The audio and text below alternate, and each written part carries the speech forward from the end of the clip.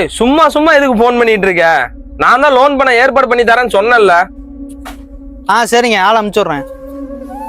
யோ சிக்கோட்டு, போனை வை, அப்போதான் போனை பேசிக்கிட்டே இருக்கிற.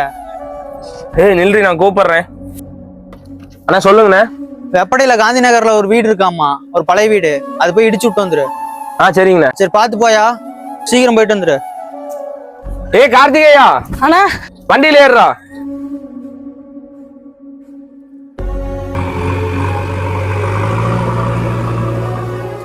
சரி வீட்டுல போய் சாப்பிட்டு வந்துரு. சரிண்ணே.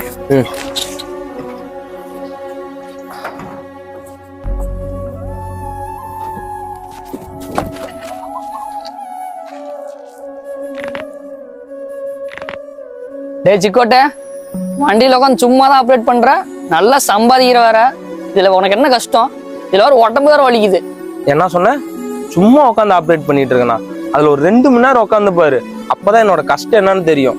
நான் எப்ப வீட்டுல இருந்து கிளம்பி வரும்னு குழந்தைங்களுக்கு தெரியாது, நைட்டு எப்ப வீட்டுக்கு போவேன்னு குழந்தைங்களுக்கு தெரியாதுடா. அவ்வளவு கஷ்டப்பட்டுட்டு இருக்கேன்டா. ஒரு சைட்டுக்கு போய் வேலை பார்த்தனா படிக்காசு 100 ரூபா தருவாங்க. அந்த 100 ரூபாவும் ஒரு சிலர் தருவாங்க, ஒரு சிலர் தரவும் மாட்டாங்க. ஒன்னே ஒண்ணு சொல்றேன், நல்லா கேட்டுக்கோ.